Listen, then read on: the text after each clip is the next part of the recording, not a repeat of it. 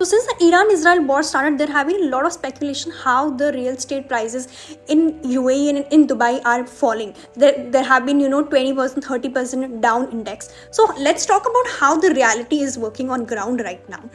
So when we speak about 20%, 30% index falling down in news like that, so this is what is happening in the stock market, and essentially the number of payments which probably used to be, let's say, approximately 5x are approximately X right now, which happened in the month of March.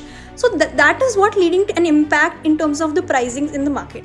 But when I talk about like a low range of prices, so I have seen some, if we speak about the luxury market, when let's say there is a property which could be in non-luxury market is for 1 million dirhams, but in the luxury market it's going to be for 4 million.